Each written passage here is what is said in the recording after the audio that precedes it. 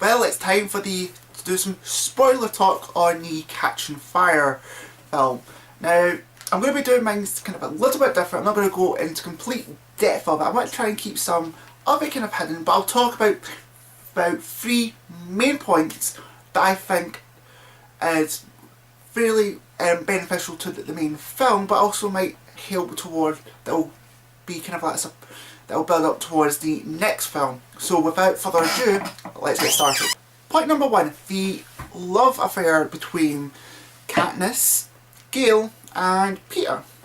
Now, as you know from the first Hunger Games, Katniss and Peter kind of had this sort of romantic sort of thing in the Hunger Games. After the Hunger Games was finished, you know, Katniss was sort of said like it was just for like the whole sort of game to try and get both of them out, which essentially happened. Like she didn't have like any feelings or whatnot. But the problem is now that they've been portrayed as a love couple by the Capitol. So essentially, they still, like, the Capitol still thinks that they're completely in love, and they've had to play on that, you know, ever since the game came out.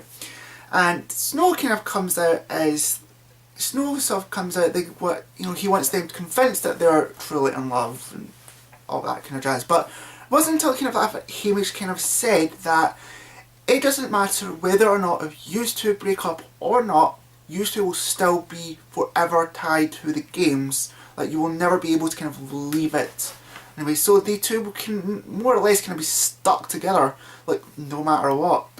And that was quite interesting. So throughout the whole film, you know, there was a way to kind of like convince them, and one way to convince them was say, let's get married. That's what Peter says, and that way it sort of does it. But obviously there's the love interest between Gale and Katniss, and the love seems more strong in this one than it did in the first one. You know, you kind of see like Gale kind of wants Katniss, and he was willing to do everything for her, and Katniss wants to be with him as well, but she doesn't want to leave Peter. And this is where the whole complication comes in, because the problem is, and then it gets even more irate when, you know, they do the whole like drawing thing. Get to that point in a minute, and Peter and Katniss are back into the Hunger Games. You know, they're again together, and so they'll try to do anything to stop it. Peter kind of says that, oh, like, Katniss is pregnant, trying a way to kind of stop the games, doesn't. But you can also tell that the love between this love triangle is done real well. A lot better than the Twilight kind of love triangle, because let's be honest, that wasn't really a triangle. That was just a sloppy mess of writing by the author, and then pure imitation to the screen. This one is done really well, and if they were ever to create a Twilight reboot, they should surely take notes from this. The next point is, I think, might as well put this into the second point. So the second point is, why are all the veteran Hunger Gamers coming back into this? Well, Philip Seymour Hoffman's character kind of says to the old man, Mr. Snow, I think that's what his name is, I know it's Snow something, I think it's Mr. Snow, says that these victors pose a threat because they're dangerous, because they've had to kill people. So left to their own devices, they could, you know, help cause this riot, this revolution that's happening right now.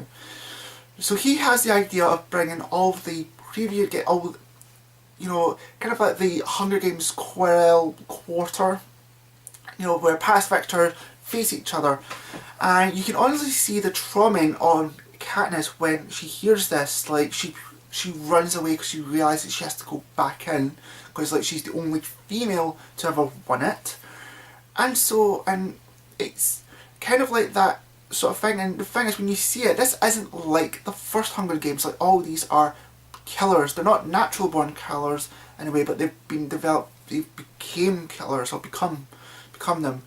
So it's great to see how these people do it. Like, each of them are very different. There's one that's kind of like a technician. There's one that uses certain weapons. There was this contestant that I don't remember throughout the whole film, but she kind of like sharpened her teeth into fangs, and that was really quite. So you can tell that these people are like damaged, and you can see that from like the first couple of minutes in the film when Katniss is hunting and for these turkeys, she shoots her arrow and then all of a sudden she hits this person, but it's not real, but because she's, you know, traumatized by this, it's, you know, affected her.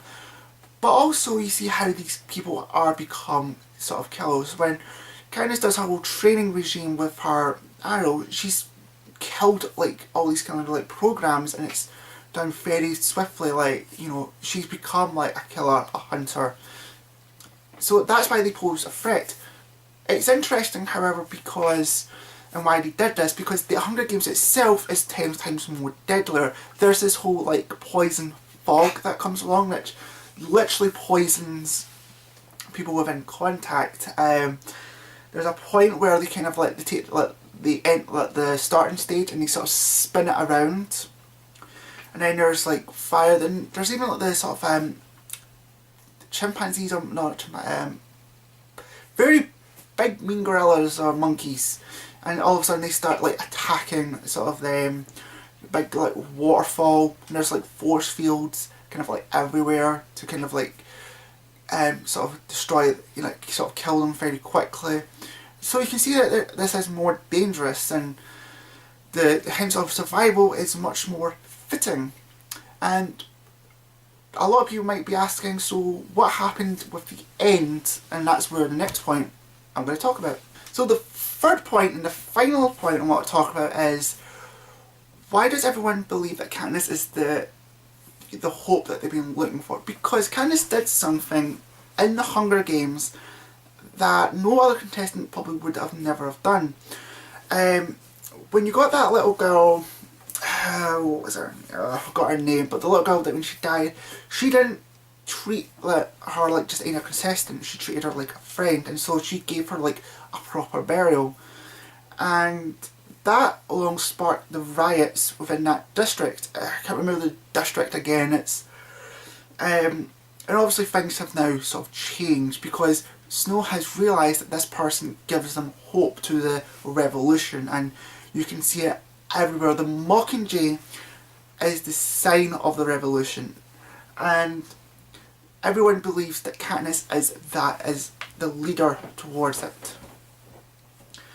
So with all of that, at the end when Katniss it's towards the end where we find out that who is truly in the revolution, and this is when Katniss takes that bow and like trying to attach it to the dome, because they're in a kind of like dome sort of per se, and this helicarrier, I don't know, like ship plane helicarrier comes down and picks her up, and then when she comes conscious, she sees Haymitch, Gale, and Seymour Hoffman's character, and they're part of this revolution, and they're going over to District 13.